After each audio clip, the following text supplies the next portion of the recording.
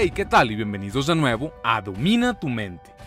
El día de hoy les tengo un clip de Neville en su audio original y es de una lectura llamada Los actos imaginarios se convierten en hechos. Y está buenísima porque nos habla de varios temas, toca los estados de conciencia, los tiempos de manifestación y nos invita a dejar la ansiedad de lado. Si ya plantamos la semilla, ¿qué necesidad hay de estar escarbando a ver si ya echó raíz? Y además nos da su perspectiva sobre la muerte. Es un audio bien interesante que espero que sea de su agrado. I speak from experience when I speak of these characters of Scripture. And so I cannot now get down on my knees and bow before anyone named in that book. They're all eternal states of consciousness. And you are the important one. You, as you sit here, when you say, I am, that is the God of the universe. That is the God passing through these states. And eventually he will come out in the end as the Lord, the Father of humanity. So when you meet someone as you go through life and they need help, it doesn't cost you anything other than one little moment in the exercise of your talent, which is the gift of God to you, which is himself, which is your own wonderful human imagination. And you simply create him in your mind's eye, whether he be 10,000 miles away.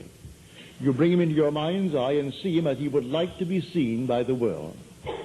And you see him as you would like to see him. And you carry on a mental conversation with him from the premise that he is now already the one he wants to be. And to the degree that you are self-persuaded that he is that, he becomes that. You don't have to raise one finger to make it so. You plant the seed. What do you do after you plant the seed? You leave it. You don't dig it up every morning to see if it has a root. You leave it. A seed must fall into the ground and die before it is made alive. And if it dies, it bears much fruit. And so, you put it into the seed, into the ground of your own wonderful human imagination. Now bear in mind, the vision has its own appointed hour. It ripens. It will flower.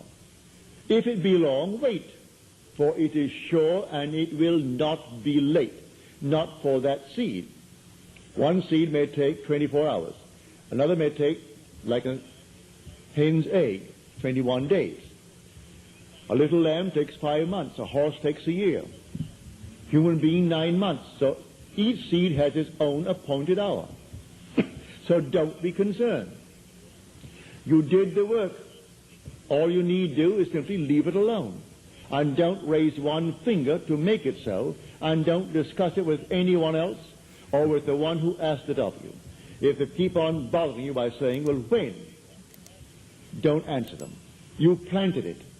You did what they asked you to do, and that's all that you can do. If they're anxious about it, then let them bring about their own mental miscarriage. What do you do after pregnancy?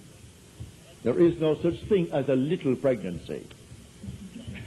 Pregnancy, and then in the fullness of time, the child is born.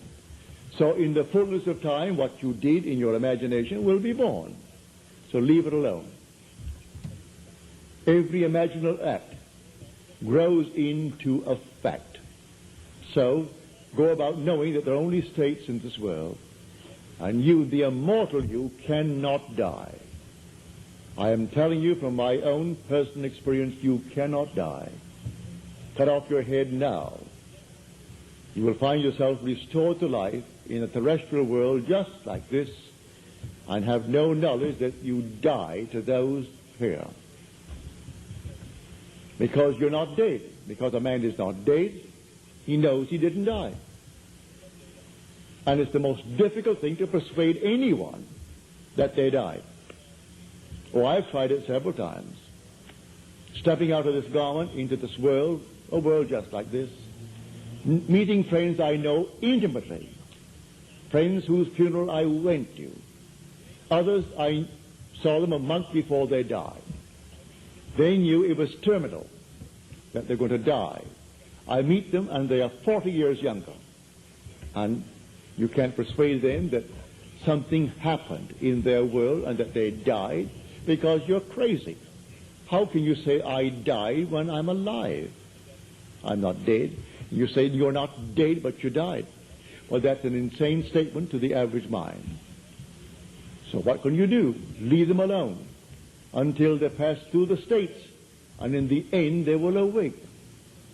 But you're not going to crow. You've told them. In the end, if what you told them is true, they will know it's true. Because not one word of Scripture will be broken. Not one bone is broken. It's the revealed truth. And revealed truth is the body of God, and not one of his bones can be broken. All will be fulfilled. But it will do you a great deal of good if you will bear in mind when you meet anyone, he is only in a state. If he's in a state of arrogance, all right, let him be. You don't have to actually play his little part for him. If he wants to feel that he's important because of the accident of birth or the money that he has acquired, let him be. You go about your own wonderful way. So here tonight, if I have taken from you the historicity of Scripture, I haven't robbed you, because it isn't historically true anyway. You can search from now to the ends of time, and you'll find no evidence to support the historicity of the Bible.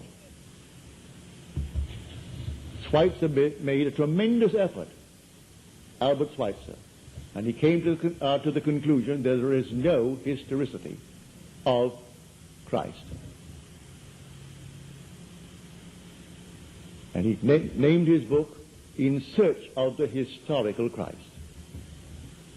He was an honest man, a humble, simple, wonderful scholar, Albert Schweitzer. But it's not because of what he said. I'm telling you what I've experienced. And you'll never find any so-called burial place of David or Abraham or Jacob in the Near East, no matter what archaeologists bring in. They are eternal states within the consciousness of the individual.